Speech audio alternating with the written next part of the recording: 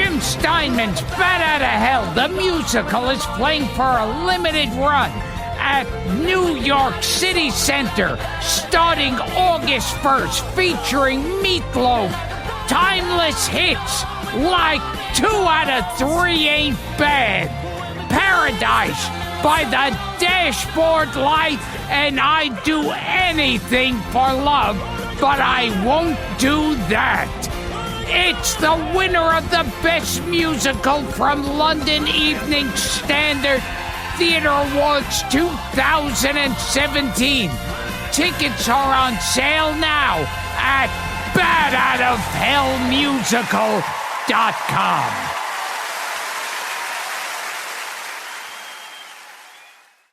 Hi, this is Gilbert Gottfried. And why have your friends and enemies look and listen to you when they can look and listen to me? Go to Cameo.com and I will send out personalized greetings, personalized hate, personalized indifference. Go to Cameo.com and get me, Gilbert Gottfried. Sunday, Monday, happy days. Tuesday, Wednesday, happy days. Thursday, Friday, happy days. If you want to have a happy day and you want to have a good time, tune in to Gilbert Gottfried's amazing Colossal podcast. This is Charles Fox. I just had a great time with these guys.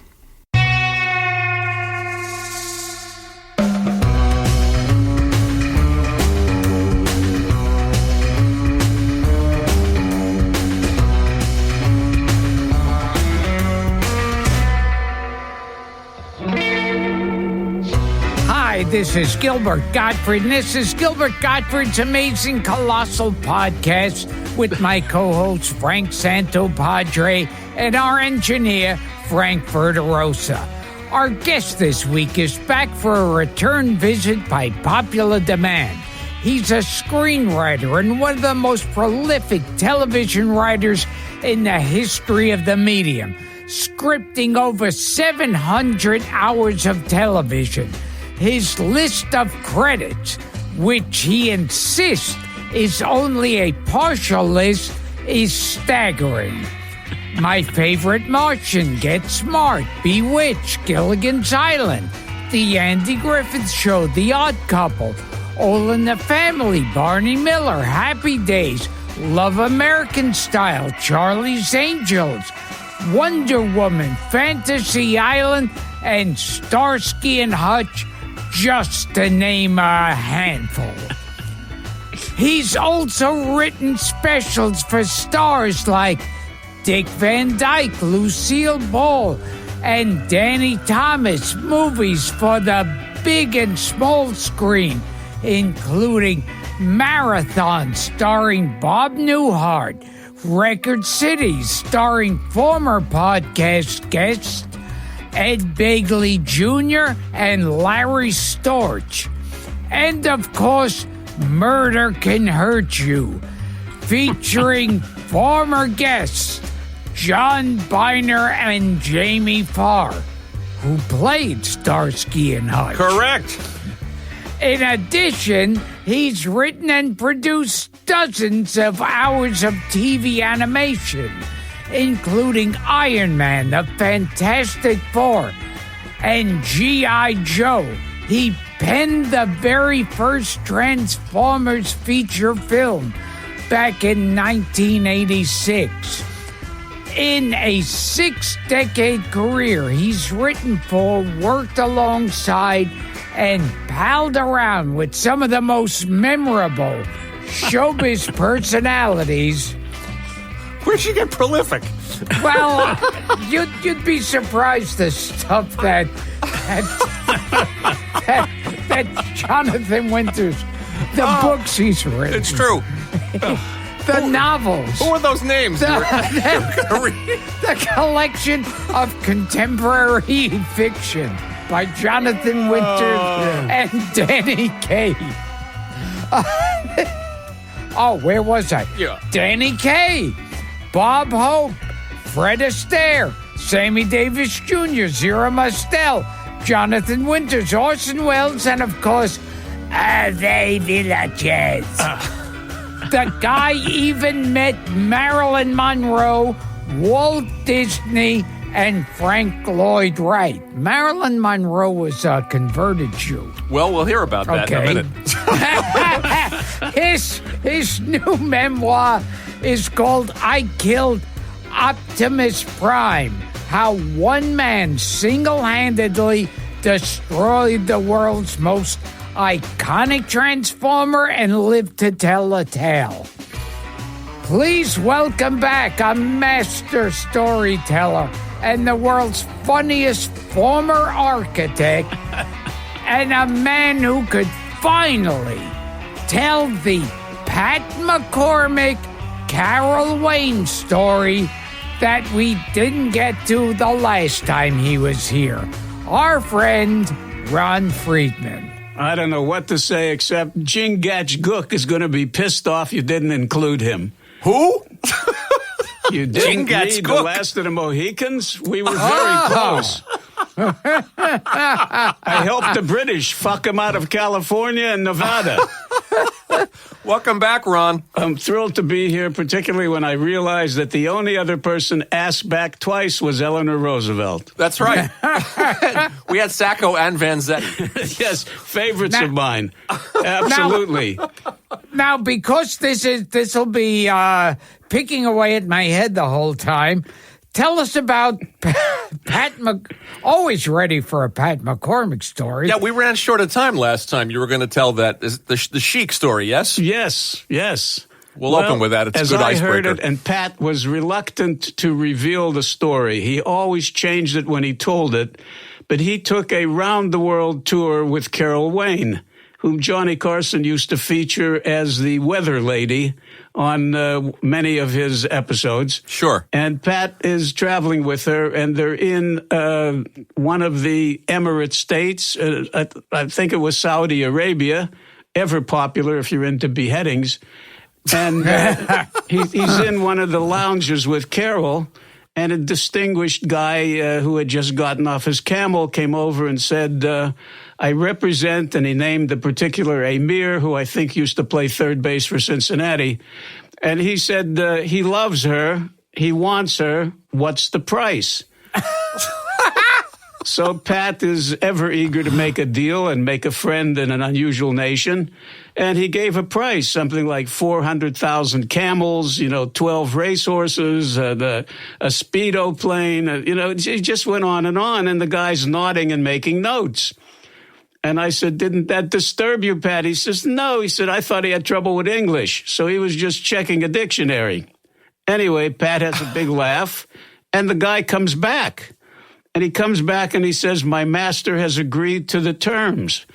To buy Carol Wayne. Yes, to buy Carol Wayne. But he can't get the livestock here this afternoon. That's going to that'll take some time. So would you be willing to take money in lieu of the camels and the thoroughbreds?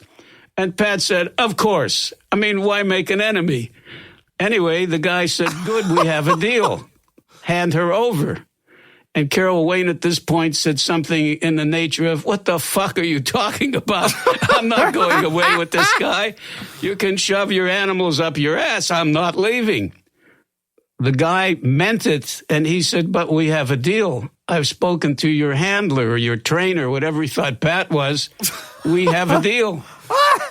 They had to call the American ambassador to come over, and they send over somebody to argue the case. Unreal. Yes, jeez. They missed their flight. Wow.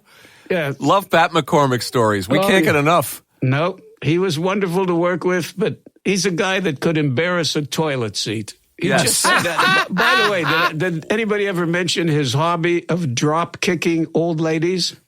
No, you didn't mention that. You mentioned that he used to keep rolls of coins in his pocket. So he could drop his pants immediately. But he had a hobby of like running up to a short woman and pretending to kick her in the head. And this guy, oh my God. I mean, everybody needs a hobby. Yeah. But so we're standing in London at Marble Arch, and there's a charwoman there with 2 leather bags. And Pat runs up to her and then lifts that right leg like he's going to kick her in the head and holds the leg up in the air, the foot in the air, right near her face. And she says, "Harold, help me." And a guy that looked like a Coke machine in a leather jacket comes out of a doorway and says, "What are you doing to me, Mum?" Pat said, I'm an ugly American, and here's 200 pounds. That was it. He bought the guy off. Yes. Fantastic. He did this frequently, though, which again was embarrassing. Yeah. That was when you were in London doing the Lucy special? Exactly right. Wow. Now, how old was Lucy when you were doing this special? 141. Gilbert's obsessed with her last attempt at primetime, Ron, which was Life with Lucy, where she pulled Gail Gordon out of mothballs. Do you remember this? Well, in the 90s? It's a nightmare. It's in the Smithsonian. But she liked you. You got on with Lucy. I liked her. I thought she was great. I don't know if I told you about the time I'm sitting in her house and the doorbell rings and she says, "Cleo, see who that is?" She called her sister. She was really her cousin or something. Cleo comes back and she says, "You're not going to believe this." Lucy said, "What is it?" She said, "It's a tour group. A woman knows this is your house and asked if she could use the toilet." God. Lucy said, "Tell her to go fuck herself. This isn't a union station."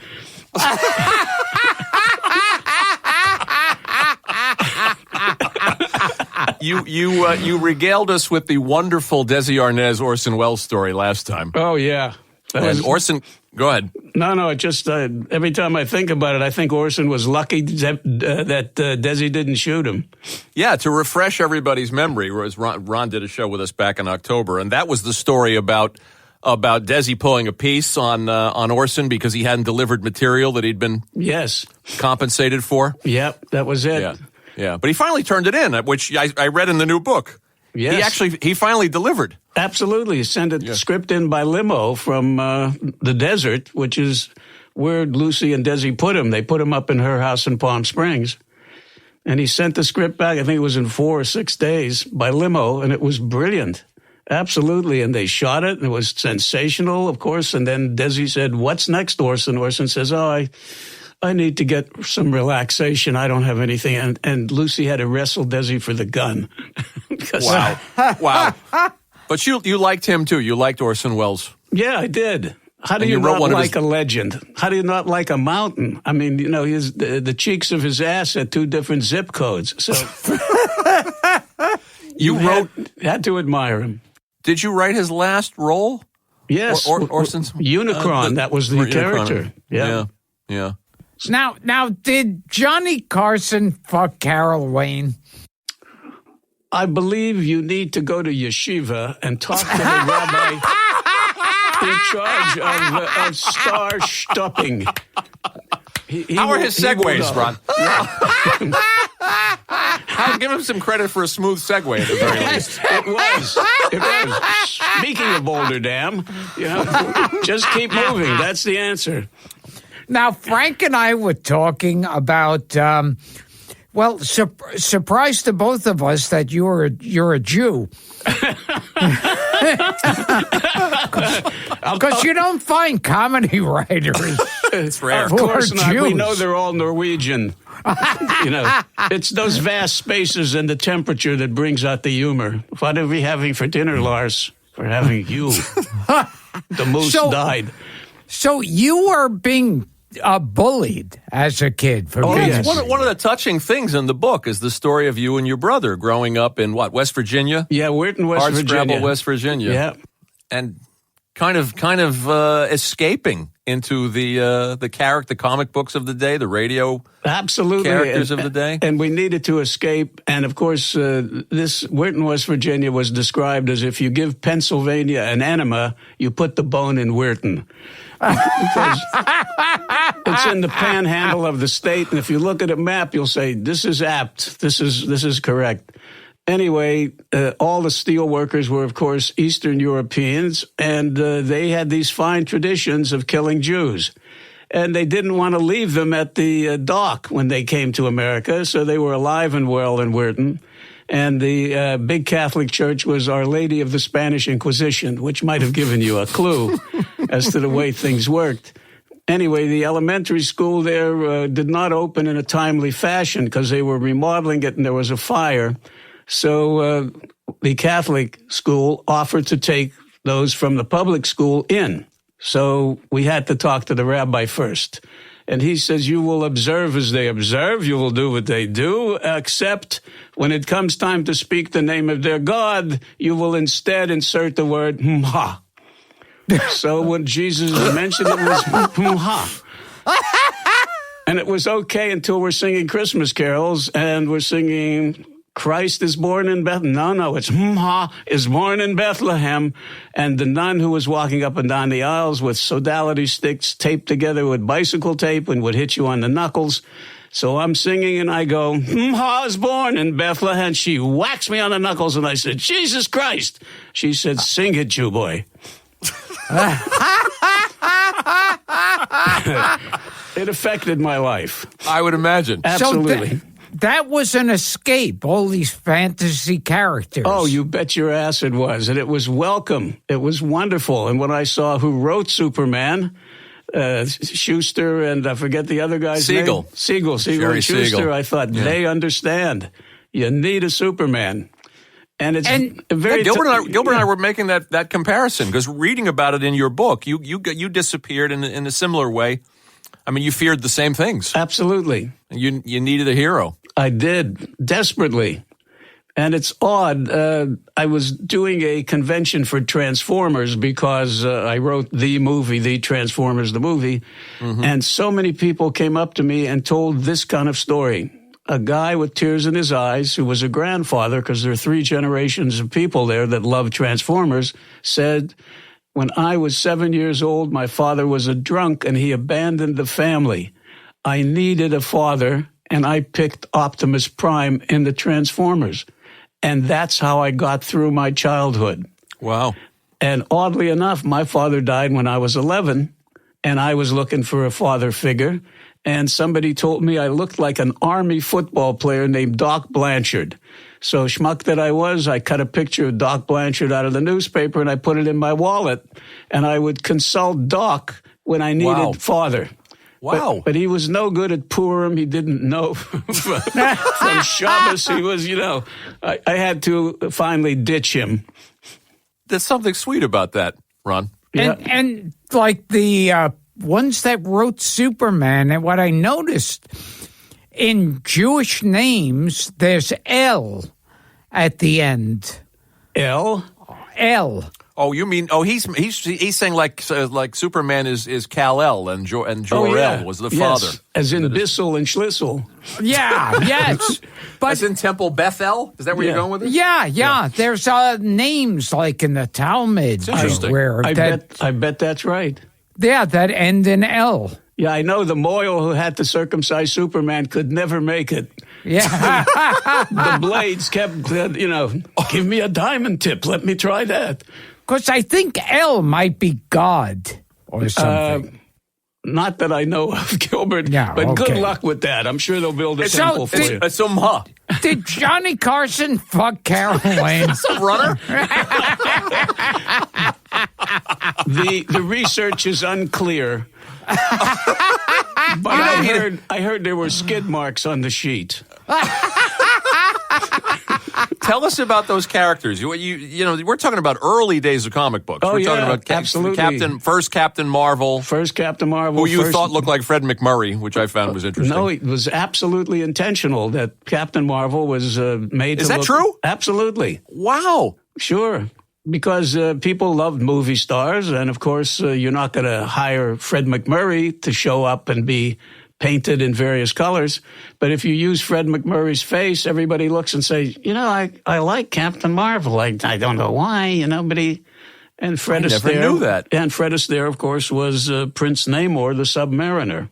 Was that intentional on Bill Everett's part to make him look like Fred Astaire? Yeah.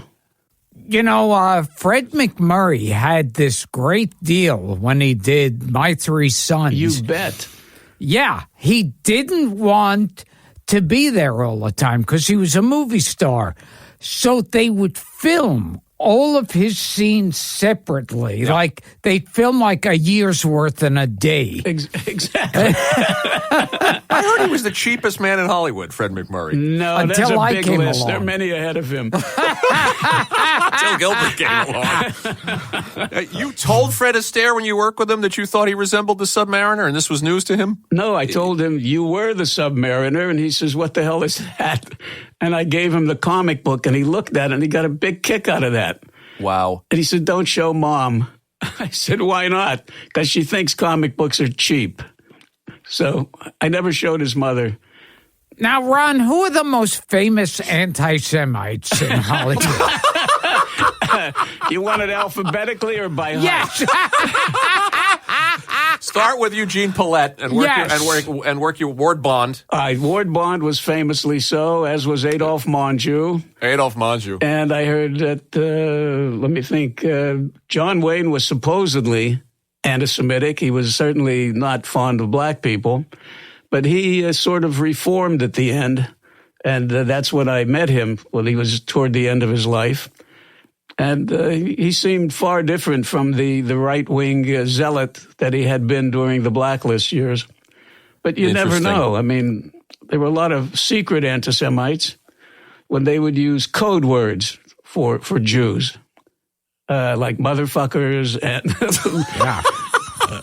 Gilbert, who's on your list? I love New Yorkers. Was always a famous code for Jews. It was, exactly. But yeah, Eugene Pallette hated both blacks and Jews. That's what they say. And what about Walter Brennan? Walter Brennan, Yes. too, yes. Another famous. Yes. Yeah. And Errol Flynn. Yes, but John Huston beat the crap out of him because John Huston didn't like people who were anti-Semitic or anti-black. John Huston was like a liberal bastion. And at a famous Hollywood party, when Flynn was drunk and going on and on about the Jews, Huston took him outside, and Flynn was prepared to beat the crap out of him, and Huston beat the crap out of Flynn. Wow. That's good stuff. Yeah. That's a great story. I was thrilled when I heard that. So all this stuff, Ron, that you're exposed to as a kid, and your book sort of tells Did us... John Huston fuck Carol Wayne? Now cut that out! Wait a minute. Let's go back a bit in history. Benjamin Franklin. They dated, but it never went anywhere because he was always out in the yard with that fucking kite.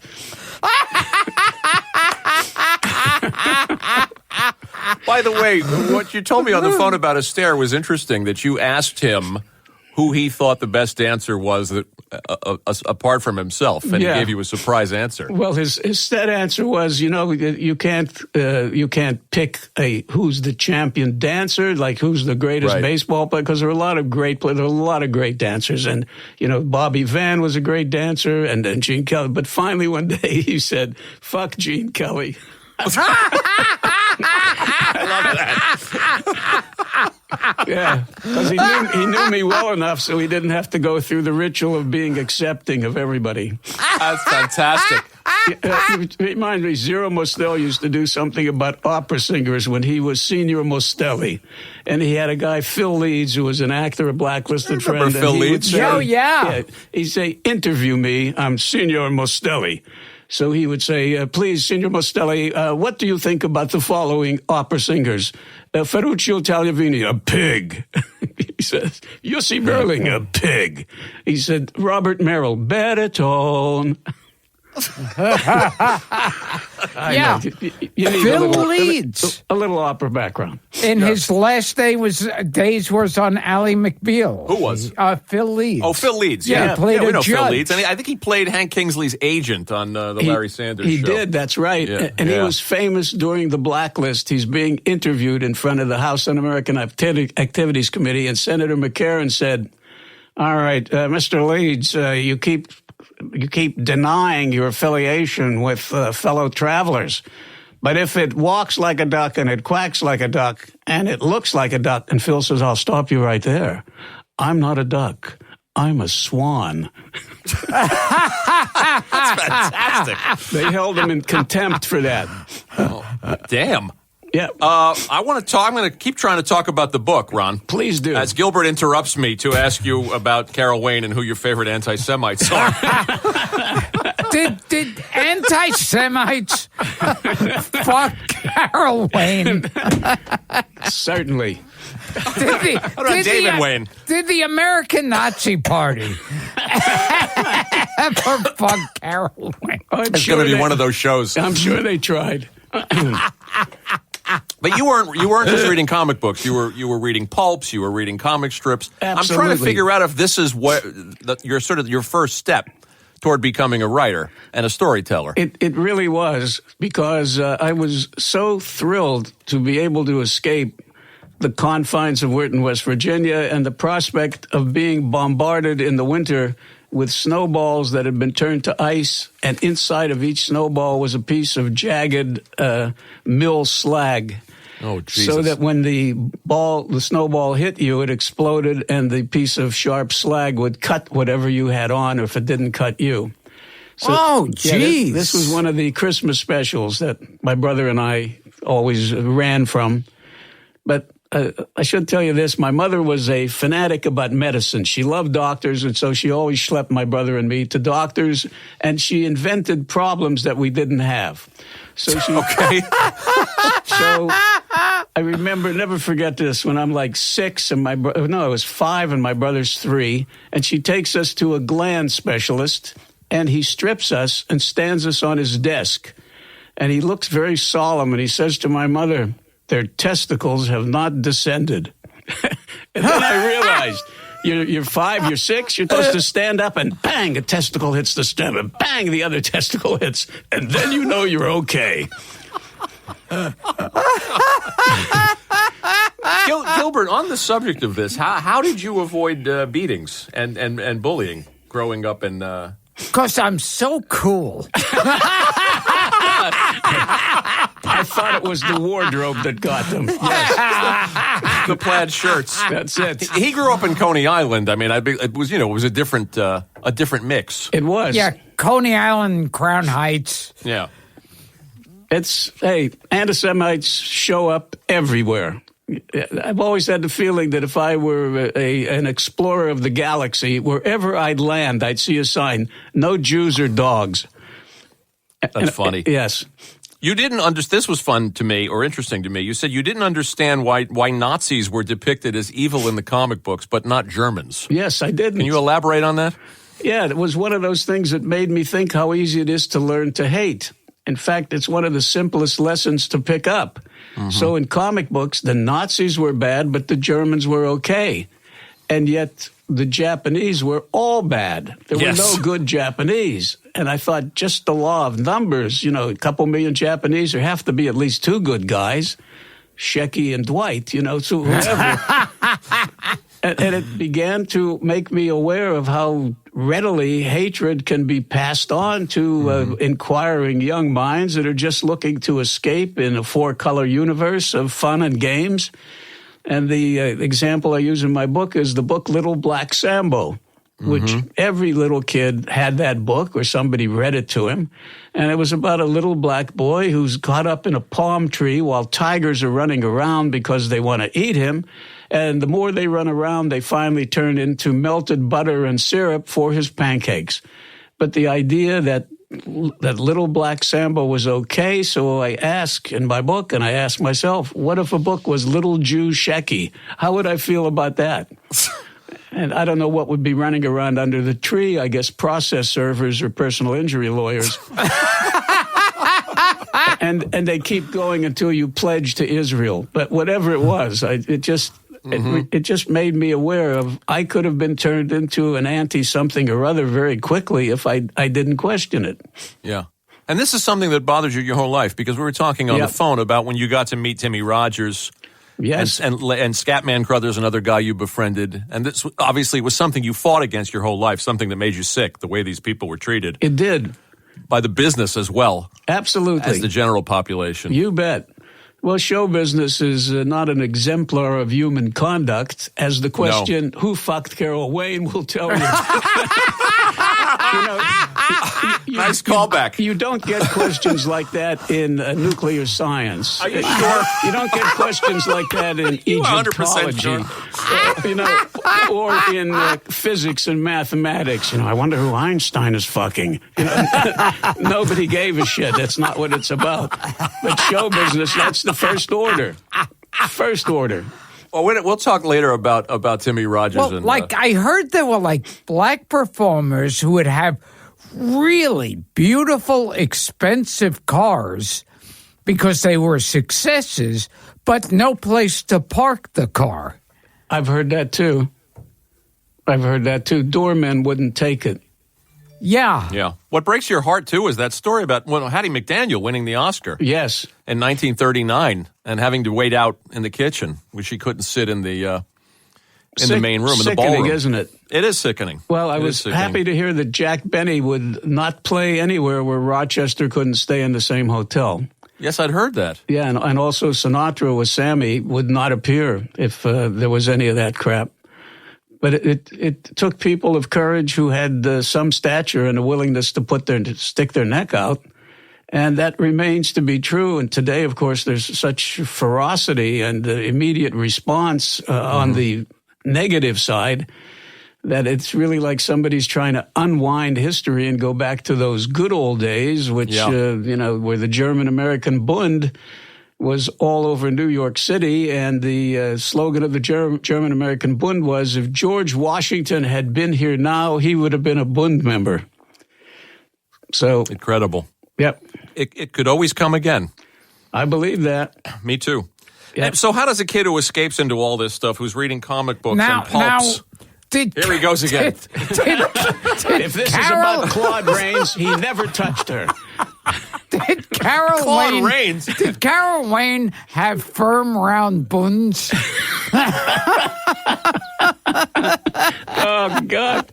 Well, I'm glad she's getting the attention she deserved now. The poor thing. Posthumously. She had a short life, She died tragically. Yes. Oh, that's right. Yeah, she drowned. Yep. Oh, my God. Yeah, there's another bit for your act, Gilbert. So, did Buster Crabbe fuck her while she was drowning? Buster Crabbe. He was Flash Gordon. He was my idol. There you go. Yes. Lovely guy. Chuck McCann made a movie starring Buster Crabbe. Sure. And I don't know if you've ever seen the movie, but... The Projectionist. This was another one. Oh, the other one. It's like a variation of The Producers, where these two schlubs are going to make a movie with an old action star. The Comeback Trail. That's it. And they have insured his life. So what they do is they figure he's so weak and ill that they'll put all of these stunts in front of him and he'll die performing them. And Buster Crabbe plays this character, and in the course of the movie, of course, he gets really buff and strong, and they can't kill him. But the movie kept running out of money. So there are plenty of scenes when Chuck McCann gets in a cab, and he's 38, and he gets out, and he's 59. And you just have to be willing to go with that. Was that Harry Hurwitz, the same guy that made The Projectionist? I think it was. With Chuck? I think it was. And you got to know Chuck a little bit. I know he played Ben Grimm in the Fantastic Four. Oh, yeah, I know Chuck very well. Sweet guy. We had him on here. Yeah, terrific guy. Lovely guy. Yep. I love how Ron knows so many people that he's able to take every one of your perverse requests and turn it into a winning anecdote. And Buster Crabbe. I got a Buster Crabbe story. And he did so much for Israel. I don't know what exactly, but I'll find out. Buster Crabbe, I heard, made a fortune selling those rubber T-shirts. Really? That would hold your stomach. I know what you mean. Yeah. Well, obviously that's why he couldn't fuck Carol Wayne. She had a rubber allergy. I'm going to get back to the book if it kills me, Ron. But I got a list. Please do. I got a list of your funny stories here. We can keep Gilbert entertained for a moment. You got to tell him the Jackie Vernon Lenny Bruce story. Oh yeah. I was working for Jackie Vernon, and he told me a story which he later told on Joe Franklin or some other one of these shows that nobody sees unless they have insomnia and they're right before the last rites are performed. Anyway, he said, I'm rooming with Lenny Bruce. He said, neither one of us has a gig. He says, we're starving. And Lenny says, listen, I got an idea. How much money you got, Jackie? He said, I like $1.70. He says, I have about the same. That's $3.40, $3.50. He says, here's what we do. We go to the butcher store and we get a big knockwurst. He says, you put it in your pants. We go to a Chinese restaurant. We have the 10-course feast. He said, the Chinese, they hate gay guys. They hate fags. So the minute we finish the dinner, you get under the table and I'll put the knockwurst between my knees and you go down and suck the knockwurst. They'll see it. They'll throw us out. We won't have to pay a dime. So he said, we did this. And then I got a gig. And I said, okay, Lenny, now we don't have to do this anymore. And he said, oh, I ate the knockwurst 6 weeks ago.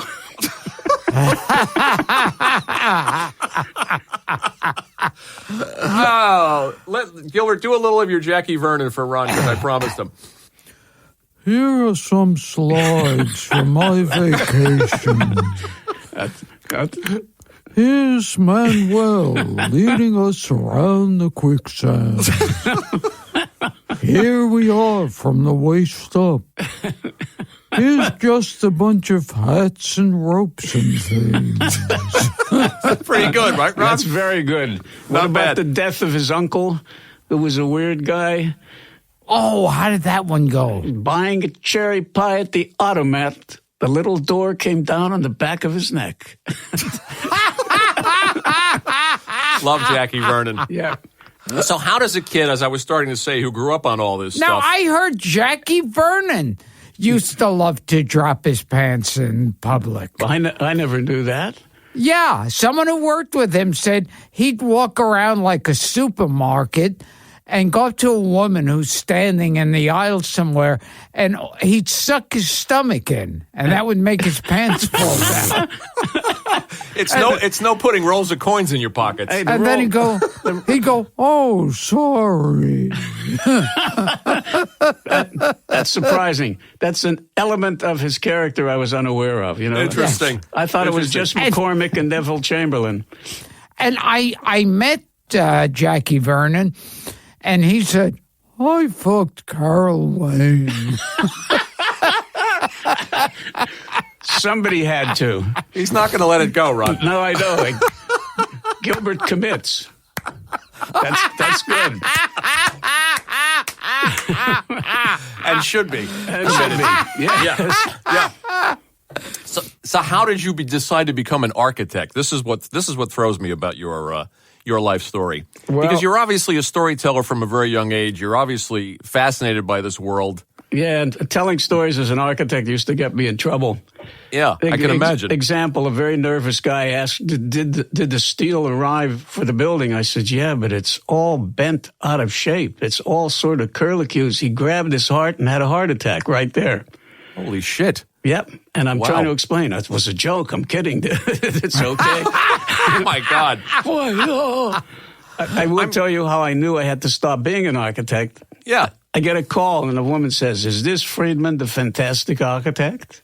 I said, no, you have the wrong number. She says, not so fast. I'm giving you carte blanche.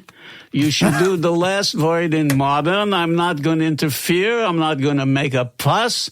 I want you to do something that is absolutely within what you feel is your best aesthetic, artistic.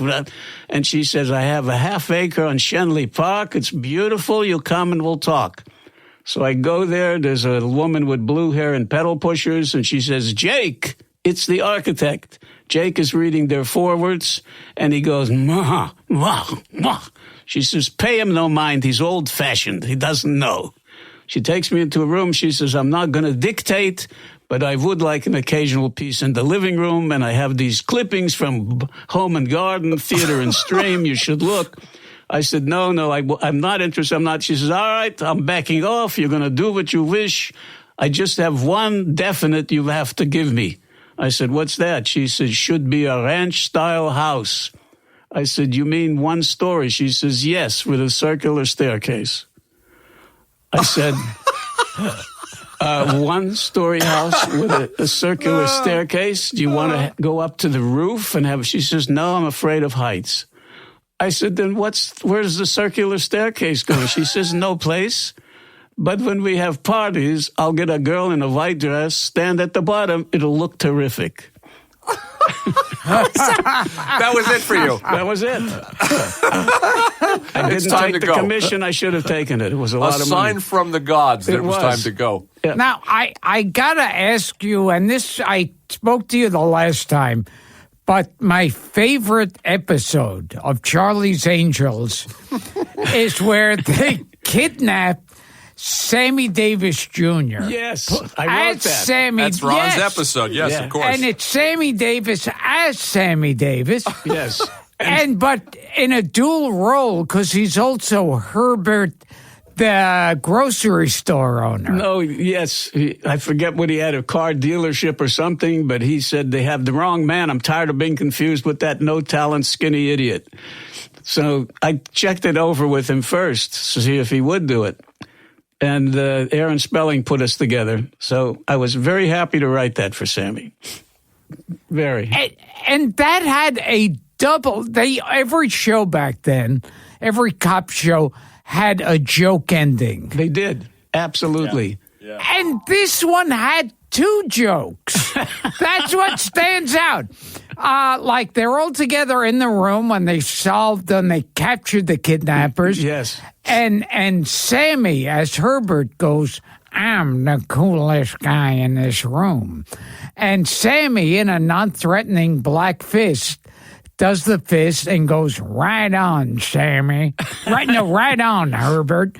And you figure that's enough. They already had and then they come back and the Angels are in their office and Herbert shows up and goes, hey, we're all going to an opening. And they go, what? Oh, they're all excited. And he goes, an opening of my new grocery store. And I thought, this is an embarrassment of riches. Two jokes.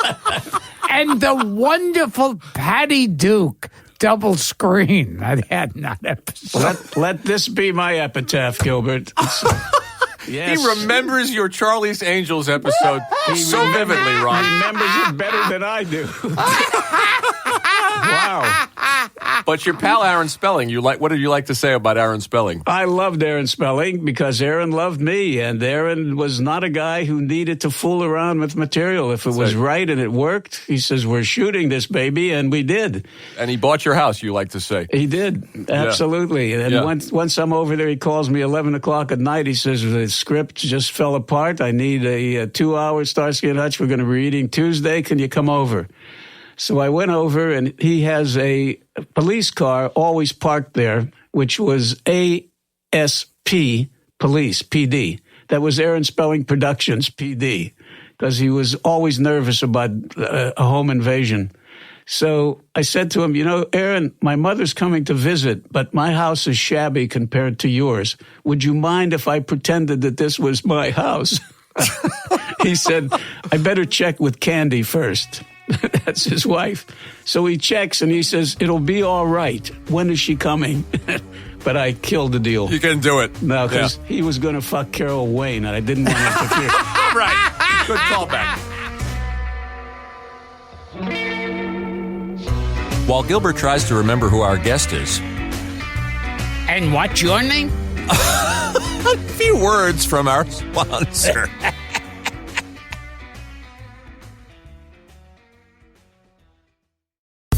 Guys, remember the days when you were always ready to go? Now you can increase your performance and get that extra confidence in bed with BlueChew.com.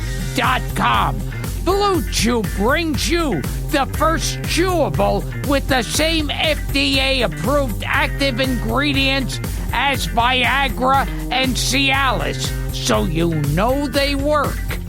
You can take them anytime, day or night, and since they're chewable, they work up to twice as fast as a pill. This isn't just for guys who can't perform. It's for any guy who wants extra function, enhance their performance. Most guys talk a good game, but if you're one and done, Blue Chew can even help you follow through for round 2. Blue Chew is prescribed online and shipped straight to your door in a discreet package. No in-person doctor's visit, no waiting in the pharmacy, no more awkwardness. Blue Chew is made in the USA, and since it prepares and ships direct, it's cheaper than a pharmacy. Visit BlueChew.com and get your first shipment free when you use our special promo code Gilbert. Just pay $5 shipping. That's Blue, BLUE, Chew.com, promo code Gilbert to try it free. On the next Gilbert and Frank's Colossal Obsessions. Fantastic. So Gilbert and I will guess. We'll try to get this in the tight 30 minutes, and here we go. You want to kick it off? Kick it off. Number 1. Thank you, Frankie. All right. So number 1. No. You don't tell us anything. Hey, We have to hear the music first. Jesus we hear the music Christ. first. Suck, Paul. Come on, Paul. You're here for the Thanksgiving. I was just Written gonna- on a piece of paper, of course you know. I was going to give an elegant introduction. Shut the fuck up, Paul. It's Gil and Frank, Colossal Obsession. It's Gil and Frank, Hypnotic Possession. It's Gil and Frank, your deepest confessions to Gil and Frank. They now control you, so give up. Gilbert and Frank's Amazing Colossal Obsessions, every Thursday, only on Stitcher Premium. Turo is the largest car-sharing marketplace in the world, available across the U.S., Canada, and the U.K. and Germany, with over 10 million users worldwide. Turo has the widest selection of cars available, so you can choose the right car for whatever occasion, often at a lower cost than rental car companies.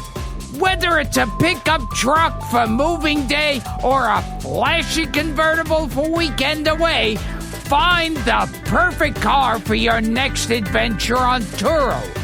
Or, if you're in the market for a new car, book the car on Turo so you could see what it's actually like to live with for a couple of days. Hop on the Turo app website, find and book the car you want, and then meet the host. They'll hand you the keys. Choose from multiple protection plans for each trip, which include up to $1 million in liability insurance through Liberty Mutual. Download the Turo app, that's Turo, T-U-R-O, on the App Store or Google Play, or visit Turo.com. Get $25 off your first trip when you sign up with promo code Gilbert at checkout. Terms apply.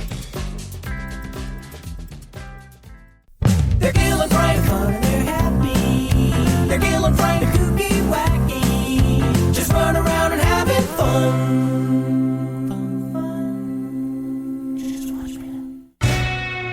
Now, Go ahead, Gil. you wrote an Artie Johnson special. I did. Oh, yes. Now, if I'm not mistaken, is this the special where he sings Secret Man? I don't remember. This is disturbing. This. How many Artie Johnson specials were there? He sings this song called Secret Man, and at the end of it, he goes, I'm a secret man, even to myself. Any bells, Ron? No, but that's the most profound philosophy I've heard since close cover before striking. And Verderosa, find that. He's not going to find Arnie that. Johnson Not a chance. singing Secret Man. Not a chance. Wow. How did your family react, Ron? How did your mom react when you said you were going to leave architecture to write stories for a living? She said, Because it was a bold stroke. You had no rich relations. You had no nest egg. You had no connections in the business. Zero. Well, my mother took it the way my mother would took it. She says, congratulations, good luck with your new life. And before you go, stop in the kitchen and get me a knife. I'm going to put it in my heart because I'll never hear from you again. Did she stick around long enough? She obviously did because you were telling the Aaron Spelling story. So she saw your success. She did. Good. But my mother never quite accepted it because we had her to the house and we're having some caviar. And she says, from cans you're eating. Wow. But that you were making a nice living as an architect in Pittsburgh, so it was a risk. It was a big risk. To throw all this aside and at what, 29? 29. I still don't, at the time it felt logical. But I'm sure that's what every serial killer says too. You know? Pretty ballsy. It just seemed like the thing to do, and it just felt right. And I found through the years that when I go with that feeling, I'm going to do okay. What happened first when you got to I know you took the place in Brooklyn. Yep. And was Shelley Berman a turning point? Were you writing for people right away? No, Timmy Rogers? Shelley was the turning point in Pittsburgh because I was working 7 days a week as the chief designer and field supervisor of a medium-sized Pittsburgh architectural firm.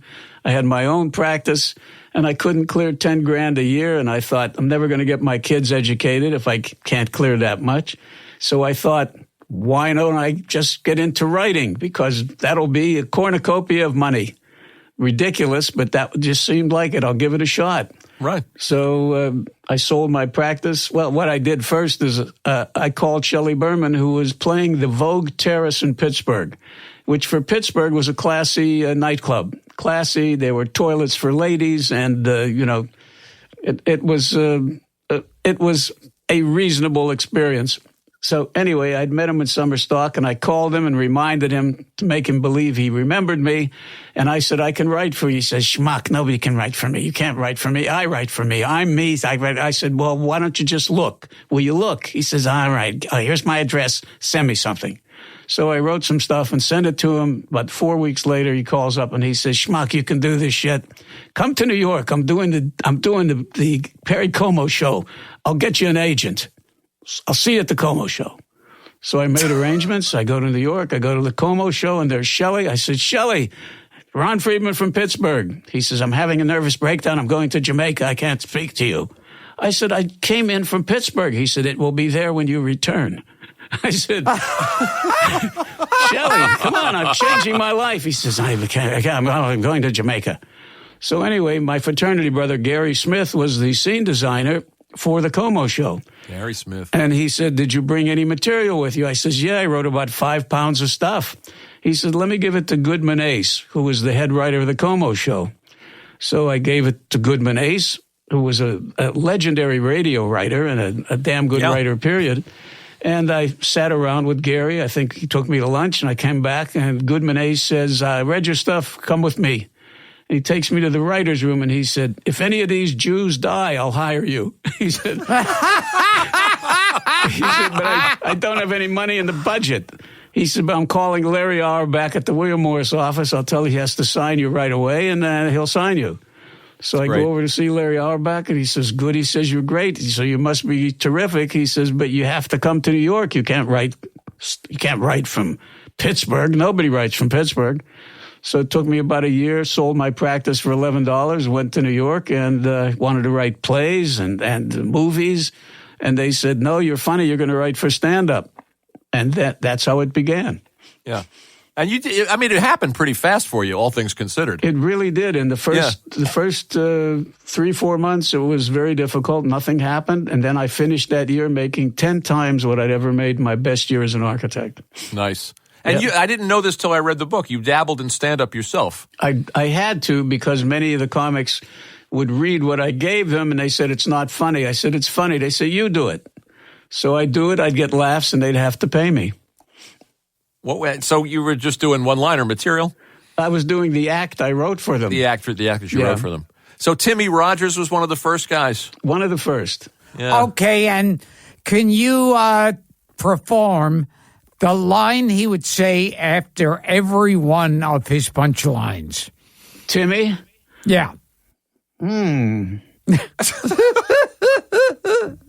I know it wasn't my Yiddish mama. That was Sammy. Yeah, that wasn't him. No. Oh, yeah! Oh, yeah, Mr. Oh, yeah, exactly. Mr. Oh, yeah, Mr. No, no. Yes. After every joke, he would go, oh, yeah! Yeah, you're right. Absolutely right. And he said, they say that money can't buy happiness. Now, people like Bob Hope, the Vanderbilts, Bing Crosby, and Ella Fitzgerald, do you think they're happy? Oh, yeah! Oh, yeah. And he also said, in my neighborhood, there was no heat. There were no windows, no glass in the window panes. He said the plumbing did not work, and there was nothing to eat. And then the Depression came. Oh, yeah. Oh, yeah. His name has come up a bunch of times on this show. He was just wish a he was lovely still guy. around. And he'd open and close with, everybody wants to go to heaven, but nobody wants to die. That was it. Yes. That was one of his big songs. The other one was Flagellapa. Oh! Yeah, call my baby Flagellapa. Flagellapa is her name. Met her in flaw, wed her in laws, with jaw flaw, whatever the hell it was. So you would do the material to prove to these people that the material would work. Yes. And was Timmy one of them, or did he buy in? No. Timmy was a big fan of mine, and I never did an act for him until he really had some money, and that was to do an album, If I Were President, when he would be the first black president. And it was a great cast. It was Ruby Dee, Ossie Davis, Hal Cromer. Stump from Stump and Stumpy. That's it, Stump and Stumpy. He was the first black act to do white carbons. And Sammy stole that from Hal. Wow. He was just fantastic. So how now you're Stump and Stumpy were like the black Martin and Lewis. Yeah. But they were really funny, wild and funny. Yeah.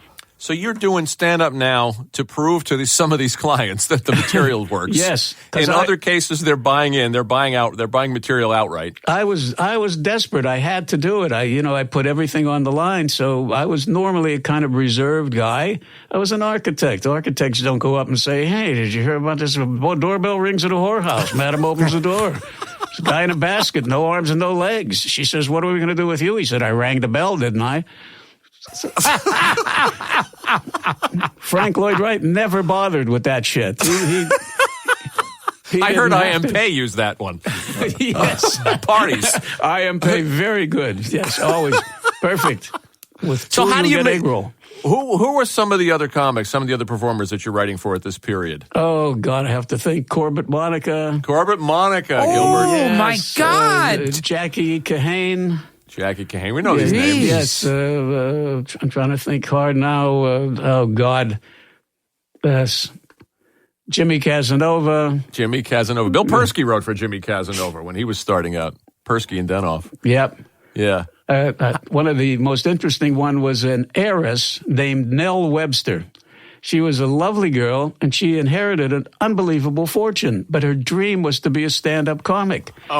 So when I met her, I said, "Get over this dream. You're insane. You do not need to go to these toilets and show them you're funny." And she says, "No, and I want to be funny, and I want to be clever, and you're clever, and you'll make me funny and clever." So anyway, I wrote an act for her, and she says, I'm in Erie, Pennsylvania. Would you come down and watch the act? So I had to do it because she was nice.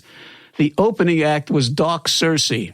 Anybody remember Doc Searcy? Doc Searcy, Gil? No. Well, he was a large guy in a tuxedo, and he had a padlock on his fly.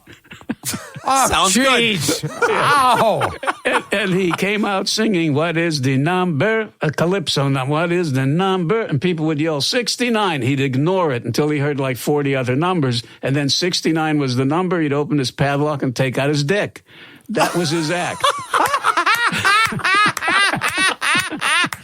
So I'm thinking, I've written supper club material for my client, and she's going to follow this. Oh, Cersei. And his padlock. Yeah, right up there with B.S. Pulley and H.S. Gump. B.S. Pulley. Yeah. So whatever happened to this girl? I don't know. She was a lovely person. I hope she found another calling. I'm sure she must have. How did you make the transition from writing for these performers in toilets, as you like to describe them, into television? The first television job I got was writing for Car 54, Where Are You? Yeah, Gilbert will appreciate this. I love that show. I did too, and I particularly liked Fred. Fred Gwynn. Fred Gwynn. Just a lovely guy, very good artist as well. Mm-hmm. And Joey Ross was his co-star. So I'm in there with George Foster, who was a very good writer, who was doing a script with me. He liked me, and he says, "Come on, we're going to do a script for this show." So I'm in there with Nat Hiken, and Hiken's secretary comes in, and she says, "Nat, Joey's here. I guess his divorce is final." So Nat says, "I'm going to call him in, but I want to give you a little heads up on him." He says, "Joey always marries hookers." So then he divorces them, and this will probably be number 5 or 6. So be ready. So Joey comes in, and that was his act. Yeah, sure. "I got a dog, a Mexican Spitz, senor." So anyway, Nat said, "You got a divorce, I hear. Your divorce is fine." He says, "Yeah." He says, "But I figured out, he says, first, being married to a hooker is like being married to a doctor. She would get calls in the middle of the night. She had to go. I mean, this is her profession." Hilarious. He said, "But I figured out." He said, "It was a bargain." I says, "What do you mean a bargain?" He says, "Well, I figured out how many times I fucked her, and I was fucking her for $15. She charges $50. He was ahead of the game. Yes. Yeah. Now, there's that famous story where I don't know if it was Johnson & Johnson who were their... they were the sponsor. Oh, yeah. yeah. Olsen and Johnson. Yeah. And they were the sponsors. And the sponsors stopped by the set of Car 54. I think Hank Garrett told us that story. Yeah. Who was on Car 54. He was on it. Yeah. I've heard it a few times. Yeah. And it's like... they were walking. They said hello to all the cast. The whole cast shook their hands and posed for pictures. And they passed by Joey Ross's dressing room. He was there with the door open, jerking off. Well, self-expression is what it's called. So that Car 54 episode never aired. And never. The show was canceled. The show was canceled. And I heard Nat Hiken said he doesn't know if he's doing another show or not, but if he does, it's not going to have Joey Ross in it. Yes. I think, yeah. Well, the other great thing he said about Joey Ross is he came in eating a sandwich, and it was horrible to watch. And when he left, Hiken said, "He's great with dry food."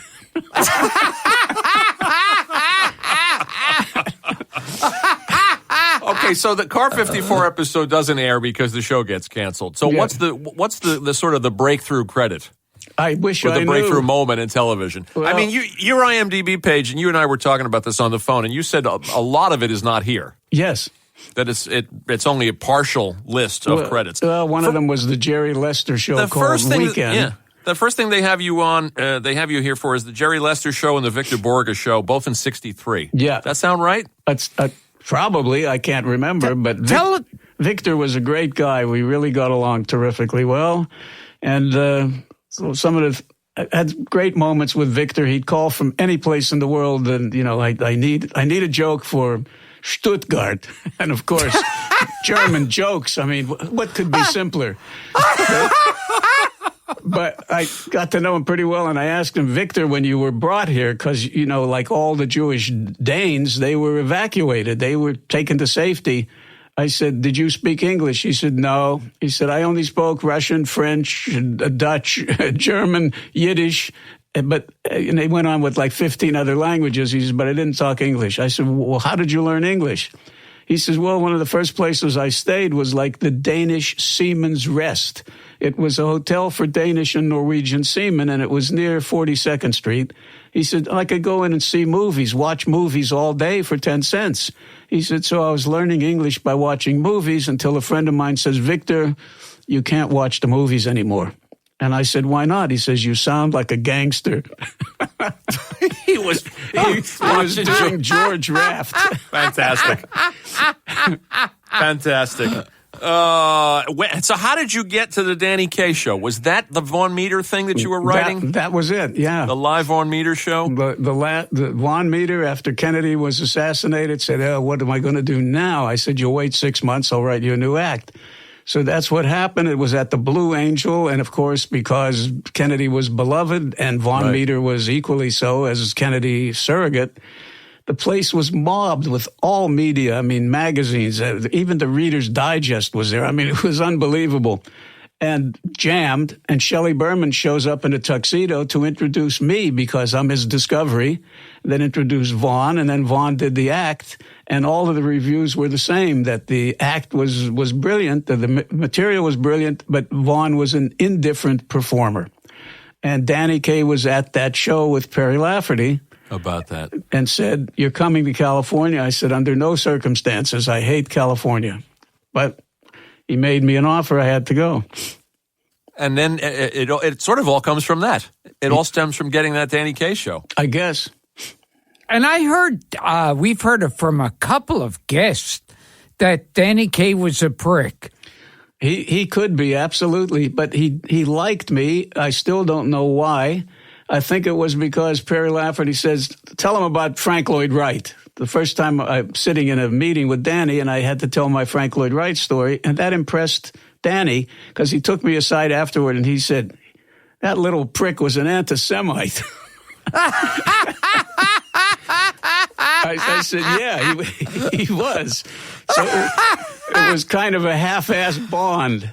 But we're playing word associations with Danny one day. Stops in to annoy the writers and playing word associations. Salt, pepper, black, white. Somebody said mother. Danny said gas chamber. He said all mothers should be gassed. Wow. Yeah. Whoa. Dark guy, Danny Kaye. He could be. Yeah. Yeah. Well, we've had, as I said to you on the phone, we've had 200 of these shows, and we've had people who dislike Danny tremendously, like Jamie Farr and Bernie Kopell. And then we had Joyce in here, Joyce Van Patten, who liked him very much, you did. He loved Joyce. And he liked me again. Who knows why? But I was grateful that he did. Yeah, the two people we've got nothing but bad reviews. Well, Danny Kaye. And Joey Bishop. Yes. Oh, yeah. Joey was difficult. Let's put it that way. That's the word now. So did you work with Joey Bishop? He was a guest on a Chevrolet special that I wrote and had no problem with him. He did all the material. He was happy with it.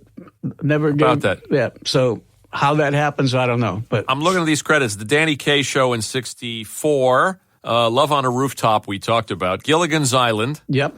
You got to know Bob Denver pretty well. I did. Yeah. I knew him pretty well because he had been on Max Schulman's The Secret Loves of Dobie Gillis. Yes. And Max Schulman was a good friend.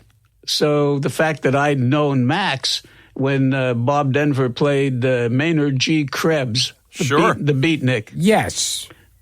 So he was immediately responsive because of the Max connection. So what was he like? Bob? Yeah. Very sweet guy. Usually stoned. Yeah, he liked his cannabis. Yeah. But a lovely guy. Yeah. Now, I heard that Marianne used to deliver cannabis to, real life. It's entirely possible. I don't know about the dark side of show business, Gilbert. I'm up there, What about the Danny Thomas Block Party in 1967? Did you like working with Danny? I only barely worked with him. Just enough for him to show me his gun. Perfect. I've heard about this. Yes, he said, this is Roscoe. And if you mess with me, you're going to meet Roscoe. Wow. I heard some director was working with Danny Kaye, not Danny Kaye, Danny Thomas. Some director was working with Danny Thomas. Danny Thomas would chew tobacco and spit, and the spit would go past this director. And he said, "Would you stop that?" And Danny Thomas took out his gun and placed it on the table. And he said, "This is so I don't have to move or do anything." Well, once things are explained, it's a lot easier to go. Yes. Yeah, we'd heard that from several people. No, Yeah. Luckily, I know nothing about that. Now, what else have you heard about Danny Thomas? Don't take the bait, Ron. No, it's just him and Carol Wayne. I know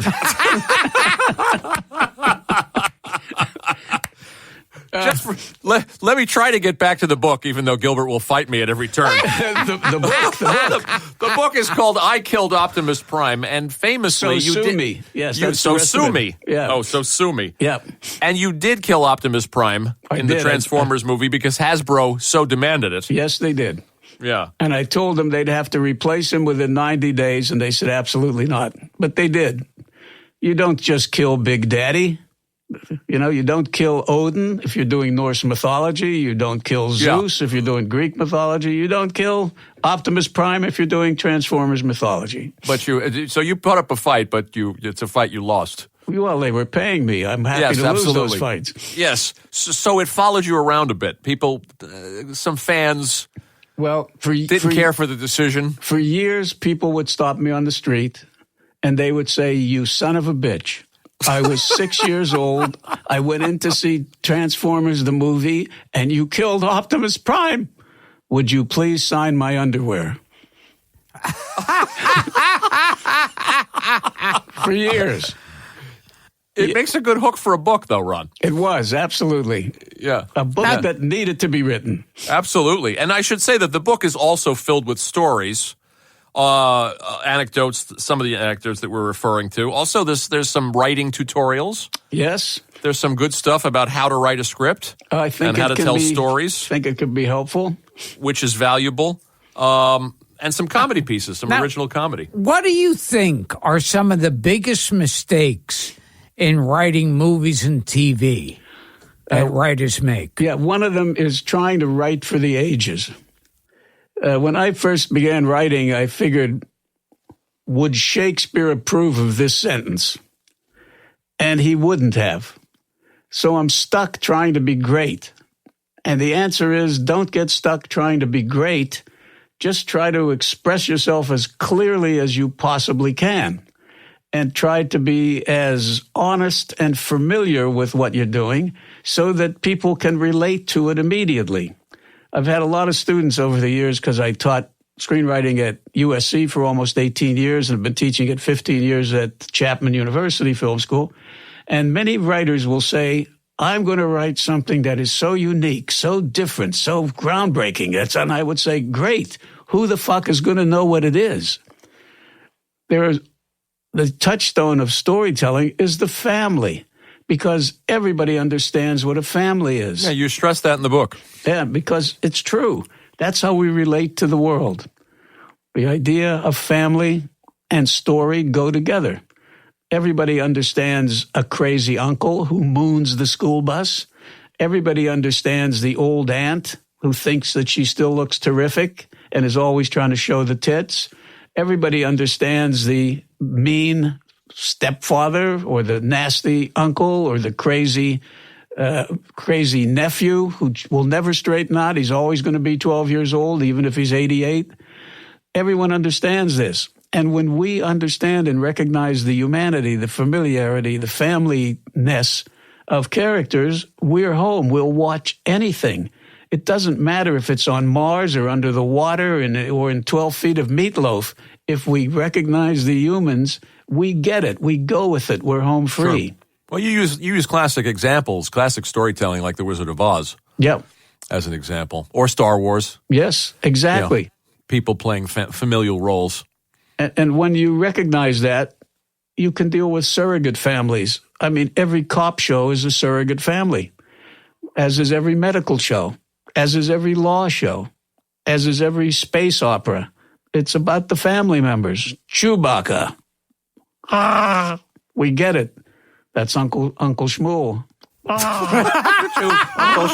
Uncle Shmuelbaka. Yes. Now, another thing that I think writers have to fight is, all of us grow up on movies and TV, so there are certain ways that people talk and act that is just the way they talk and act in movies and TV. You're absolutely right.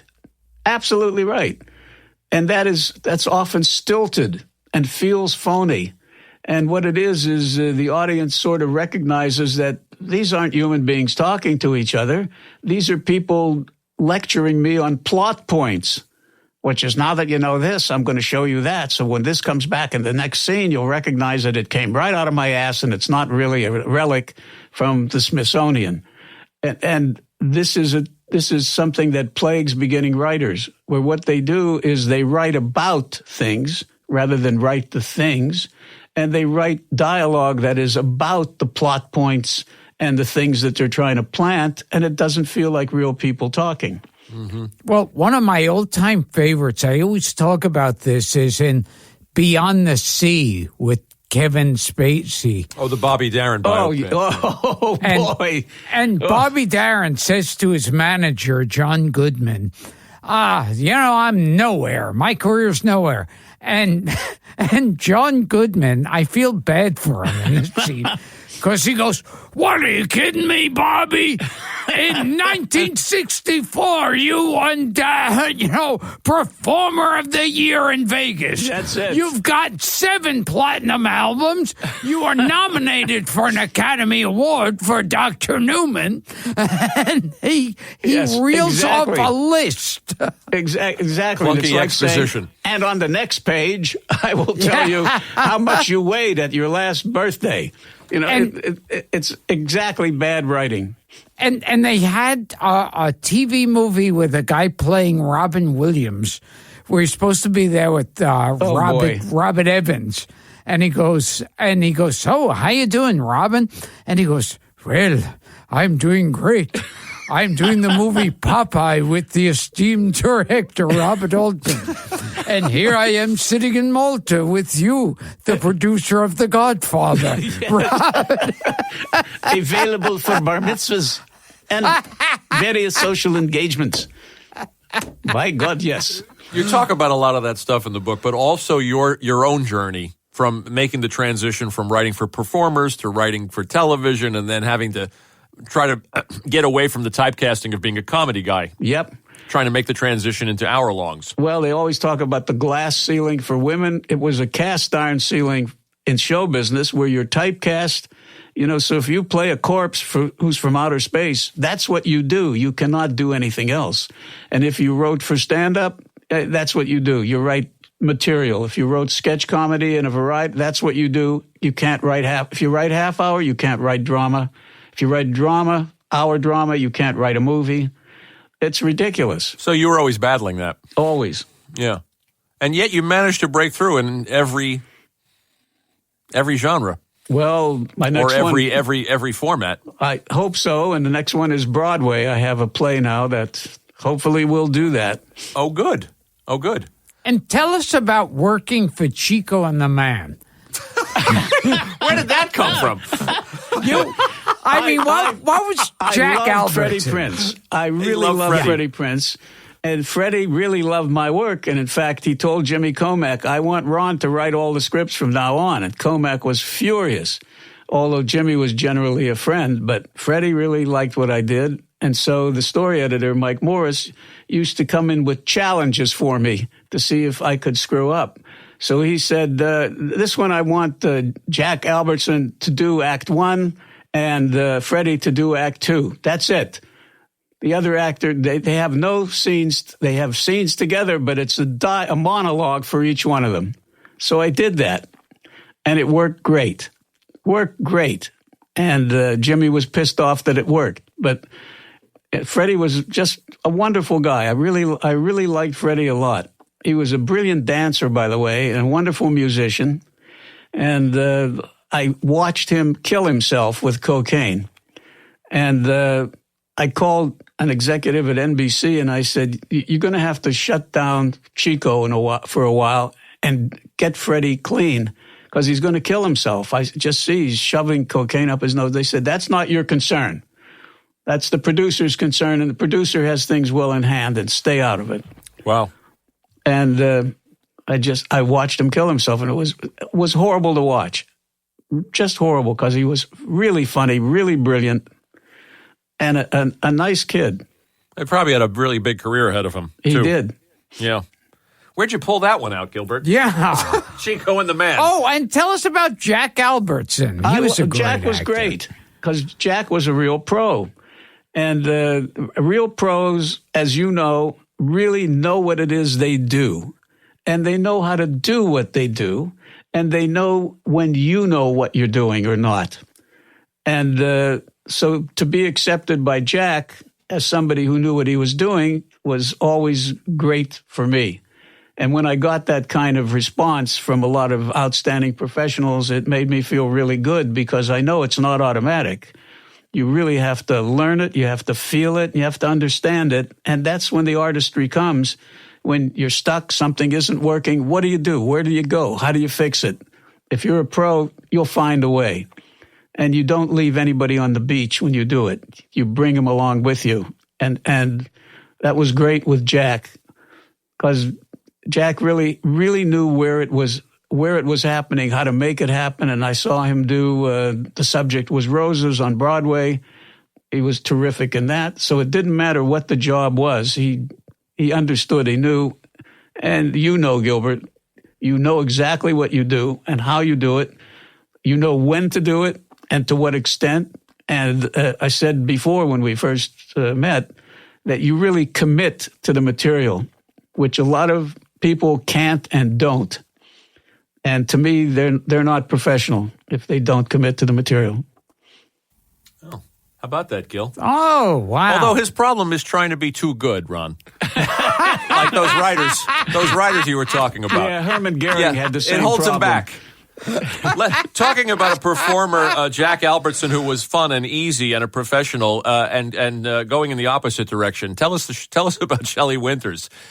You did a punch up on Minnie's Boys. Yeah, I did. On the Broadway stage. My dear friend, the director, Stanley Prager, Stosh Prager, great guy. He did the Danny Kaye show, directed it briefly, and Danny decided he wanted to go with a choreographer, not Stanley.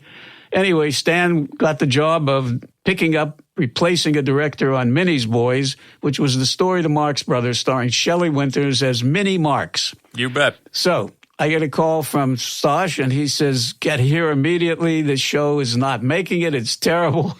We're having all kind of problems. Come in right away. See the show. I got your tickets down front, and you'll see what we're up against. Anyway, he also said, by the way, Shelley comes out in a rabbit suit because they do a number when Minnie Marx and the Marx Brothers are younger, and the Marx Brothers are dressed in bunny suits, and she's wearing a rabbit suit. But she's a nervous eater, and this has been in previews so many times she's put on 80 pounds, so she's got like 9 rabbit suits. He said, the problem is she has a weak singing voice, so the suits are mic'd. So be prepared. So I'm sitting in row 3 in the orchestra behind 2 rows of young Talmud of Woodmere, Long Island. That's the theater party that's there. Guys wearing Schremmels with long sideburns, and they're sitting there, the ideal theater crowd. So as she comes out and she's singing in the rabbit suit, Mama Rainbow, she's farting. Mama, and a woman in front says to her husband, "Was ist das?" And he says, "Feedback."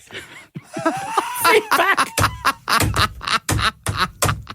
Hilarious. Anyway, Lou Stadlin Jr. was playing Groucho, and I thought he was fabulous. So I did a rewrite featuring him as the star of the show, narrating. And it was a hell of a good rewrite. And Stan Prager says, this is great. He says, but the producer thinks it's Shelley's show. He'll never accept this. But we're going to use the changes you made. And he says, but there's going to be an actors' equity meeting on stage. You might as well stay for that. The equity meeting was, the cast was up in arms because Shelley was unprofessional. She was showing up late. She didn't know her line. She was drifting away. And they wanted to go out, walk out in protest. And Roland Winters was the equity deputy. And he said, please, there's nothing wrong with Shelley that can't be fixed by taxidermy. That's a great line. And the result was everybody laughed like hell and they kept showing up. That's a great story. Now, was Roland Winters? I think he was one of the Charlie Chans. Yeah. That's what Frank said. He probably was, but at that point he was Flo Ziegfeld, so I didn't know. I believe he was. Can you tell Gilbert and our listeners what you told me about your friend Tony Randall? Oh, yeah, Tony. I love Tony and I love Jack. They were difficult guys, but they were really great individuals, unique characters. And one of the things that Tony loved to do was go to the Climax Theater, which was a porn movie theater. This was a sexual revolution, was just coming to the fore where they had these porn movie theaters. So the Climax was near Paramount. And I said to Tony, aren't you worried that somebody's going to say, I saw Tony Randall in the Climax? He says, oh, no. There are so many more important people than I are here. They wouldn't dare. I love that. You wrote some great Odd Couple episodes too, Ron, I have to say. I love doing the Odd Couple because I like Jack and Tony a lot, and they were very responsive. Yeah, we could go up and down this list like we did last time. I'm trying to pick out some goodies here.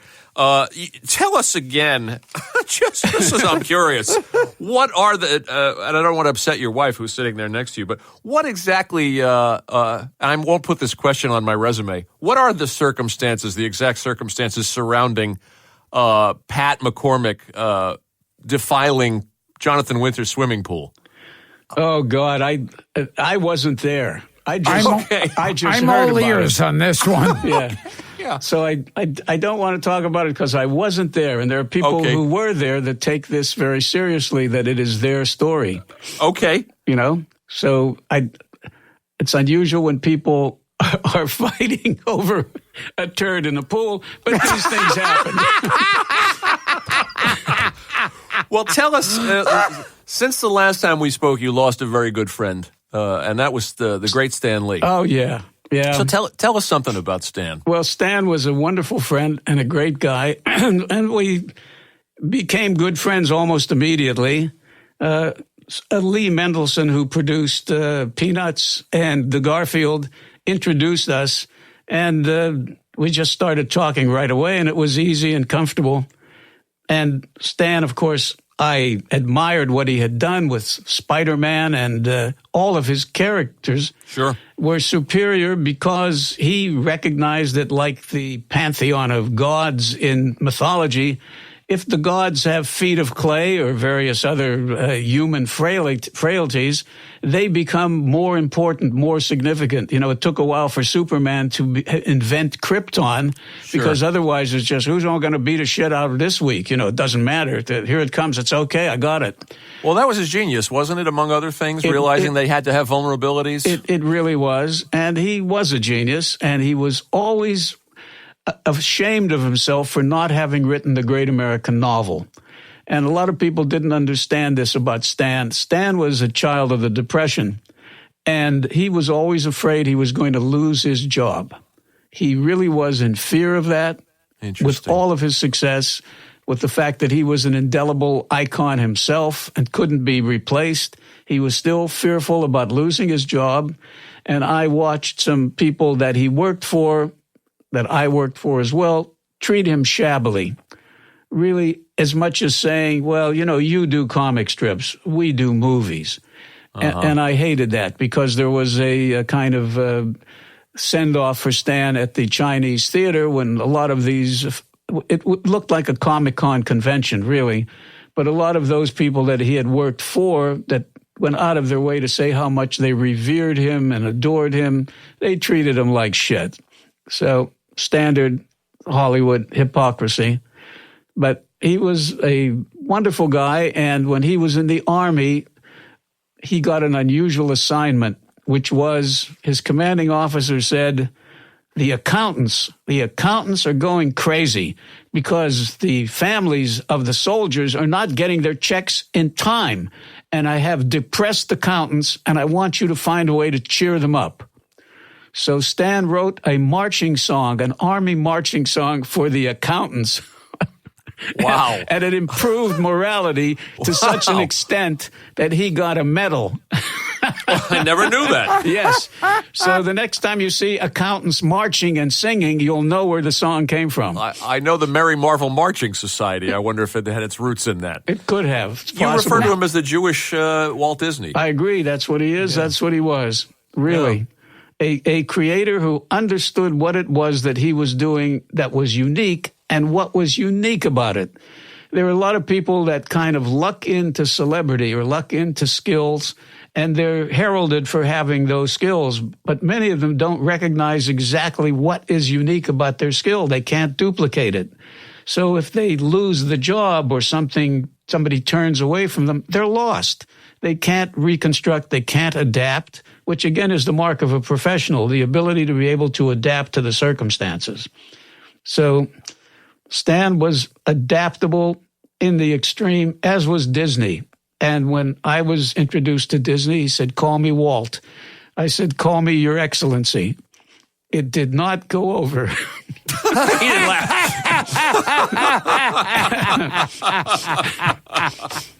Now, I heard, with getting back to the Odd Couple, that they really were those characters in real life. Is that true? To an extent, that's true. Yeah, but Felix didn't go to the Climax Theater.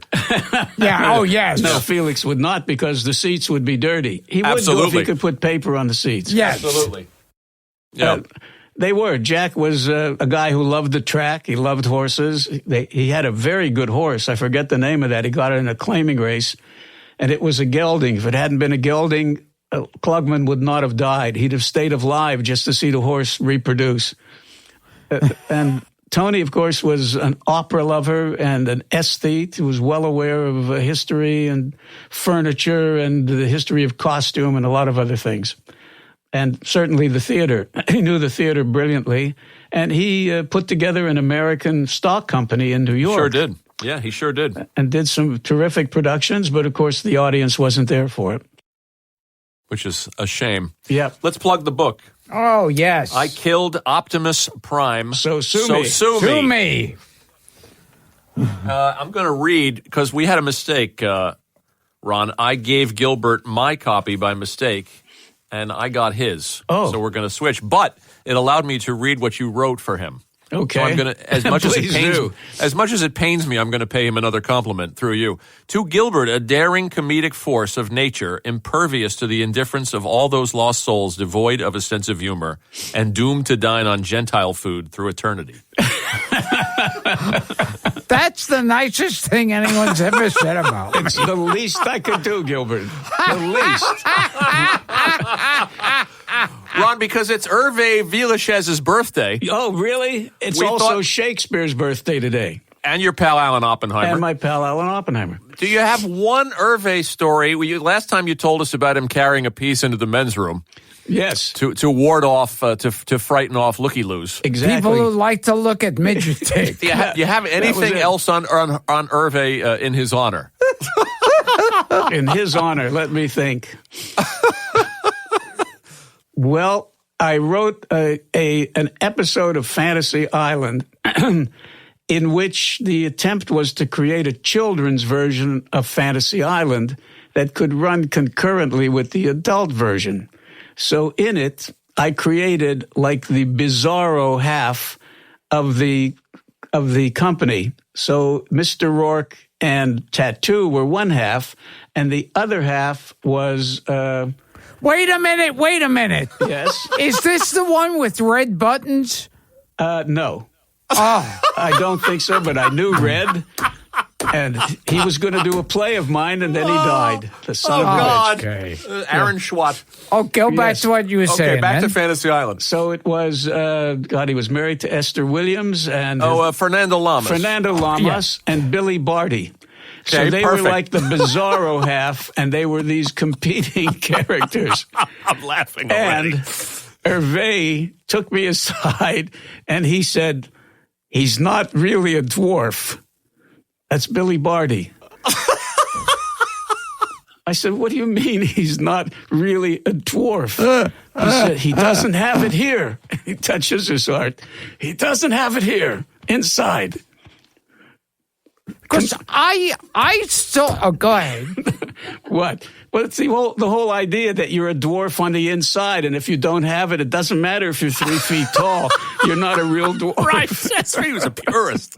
I saw an episode of Fantasy Island that was Red Buttons and Billy Barty also playing the evil. We'll look this up. And Billy Barty's name was Hubba Hubba. No, that wasn't mine. I don't think so. I have to say, I did 54 Fantasy Islands. They're sort of like a curtain of nothing in front of my eyes.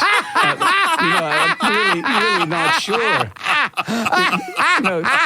In 54 Fantasy Islands, every actor you thought was dead was in one of the episodes at least. So, Well, you have that line in your book about the Love Boat. You say these are actors you only thought were dead, but once you saw them in the Love Boat. The Love Right. Boat. That was It was Ernie Anderson. Ernie Anderson. The voice of ABC and Budweiser. Goulardi. That's it. Yeah. You want to take us out with one of your wonderful Jewish Christmas carols? Okay, I don't know if I can remember it. It's been a while, but I'll just go through a few of them, which is Jingle Bells, Minsky sells plumbing fixtures. Hey, this Christmas get your wife a toilet and a nice bidet. Hey. I forget the rest. And then there was, we 3 girls from Shaker Heights are cooking up a Hadassah bazaar. Sadie Mintz is a Jewish princess. She sits on her tush like the czar. And then it gets into making cookies, and they make a cookie of Moshe Dayan. You only need 1 raisin for his eyes. So... And then there was, Tannenbaum, what are you doing in a Christmas song? Where can people get their hands on these, Ron? Can they buy them through your website or email you? You have to email me, and it's $25 plus postage. Let me think what the other numbers might be in there. I'm thinking. Oh, little town of Bethlehem, Altoona, Scranton, too. I should not have opened a kosher store in any town like you. And it goes on from there. Next time we have you, and again, there's much more to cover. Boy. We'll make sure Gilbert does a duet with you of one of those Christmas songs. And I'll send the album, and in between time, I'm going to get on Google and Google Carol Wayne and Who Stopped Her. I'm sure it'll be a compendium of bangs. Gilbert, what would Herve say about having Billy Barty play his doppelganger? He doesn't have it here. Well, Herve Villechaize used to get angry, we heard, at Tom Selleck. Because Tom Selleck, he had the hit show. That's right, Magnum P.I. And he was jealous, and he used to go, how come he gets so much money and pussy? I should be getting the money and the pussy. Oh, yes. And one day I'm standing there when he's bitching about the fact that he's limited to playing this one role. And he says, I can play a king. I can play anything. I can play a doctor. I can play a professional man. I can play somebody. I can do Shakespeare. And Ricardo said, we're holding you back. Let us release you now. Be free. Take these other jobs.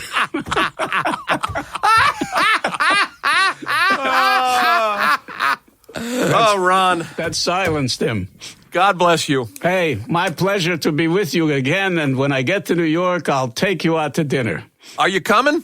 I hope so. I hope so, too. I'll let There's you so know. much. One day, what we're going to do is just go through your IMDb credits show by show and just see if you have an anecdote about each one of these. Because it's Gilbert and I were talking before we got you on. It's just, it takes your breath away. By the way, I just thought of something that is, to me, very interesting. I bought an album which was called Yiddish Radio. And in Yiddish Radio from New York, there was this story. During the early days of aviation, a guy named Charlie Levine decides we need gas stations for planes. They don't have them. He did it. He put on a series of gas stations with little airports and also some mechanics to provide, treatment for planes like they were cars. And he decides that he's going to compete with Lindbergh to be the first one to fly the Atlantic solo. He doesn't fly. Levines don't fly.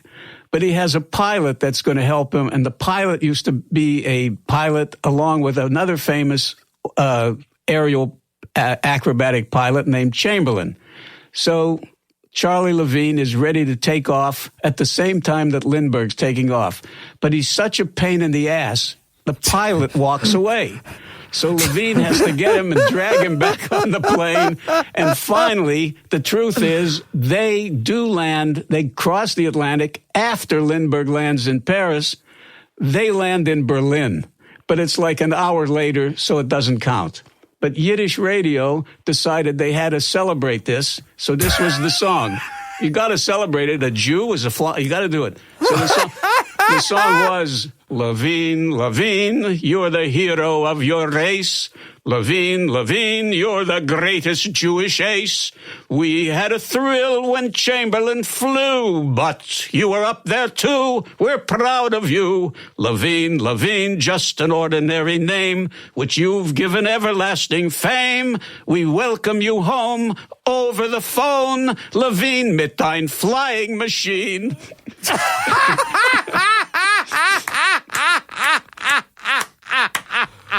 Ron, when you're in New York, we'll take you up on that lunch, pal. You're on.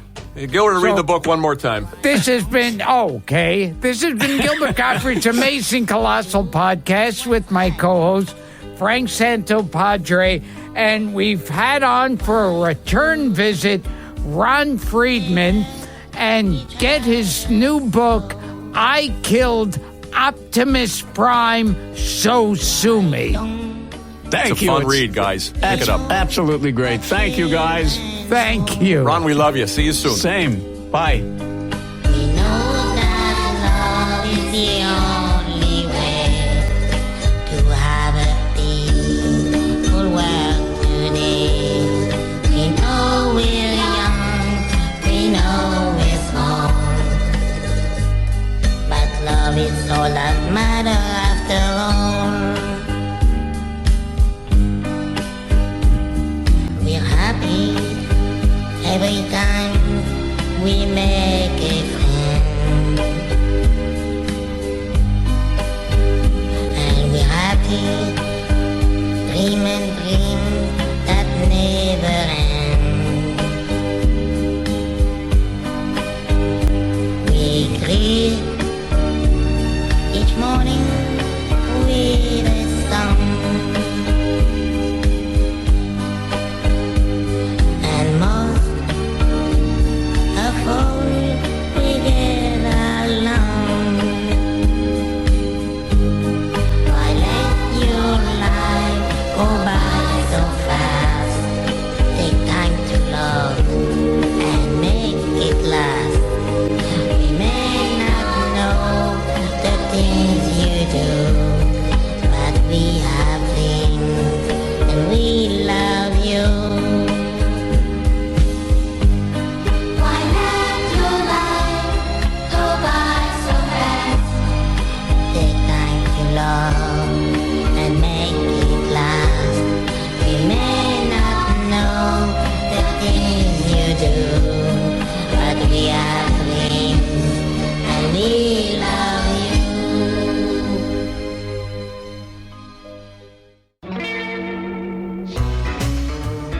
Gilbert Gottfried's Amazing Colossal Podcast is produced by Dara Gottfried and Frank Santopadre, with audio production by Frank Verderosa.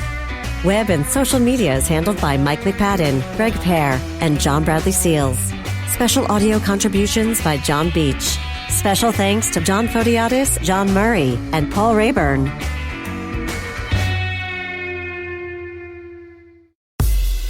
Hey, Gil, not that you need it, but get extra confidence in bed with BlueChew.com, which is the first chewable with the same FDA-approved active ingredients as Viagra and Cialis. Blue Chew is for any guy, even us, who wants to enhance their performance, and it ships straight to your door in a discreet package. No pun. Gil? Well, I'll never buy it, but visit BlueChew.com and get your first shipment free when you use our special promo code GILBERT. Just pay $5 shipping. That's Blue, BLUE Chew.com, promo code GILBERT. Try it for free. Gilbert also has a discreet package. Gil, Turo. I'm going to tell you about Turo. It's the largest car-sharing marketplace in the world. You can book any car you want from a community of trusted hosts. Unlike us, we are not trusted hosts. From exotic sports cars to pickup trucks, Turo has the widest selection of cars available anywhere for whatever occasion. Download the Turo app. That's Turo, T-U-R-O, on the App Store of Google Play or visit Turo.com. Get $25 off your first trip when you sign up with promo code GILBERT at checkout. Terms apply. Hello, everyone. I'm Adam Conover. You might know me from my TV show, Adam Ruins Everything, but now I'm going deeper as the host of the new podcast, Factually, out now on Earwolf. Factually is a podcast where I interview exceptional experts to reveal shocking truths and thought-provoking new perspectives from around the world of human knowledge. We dive in with everyone from professors to Pulitzer Prize winners about topics like transportation, guns and the Constitution, trans issues and the military, big tech, sleep, poverty, the environment, and more. And, I do my best to make it funny. It's an investigative comedy podcast for curious people who never stop asking questions. So go on, subscribe now to Factually with me, Adam Conover, out now. Listen in Stitcher, Apple Podcasts, or wherever you get your podcasts.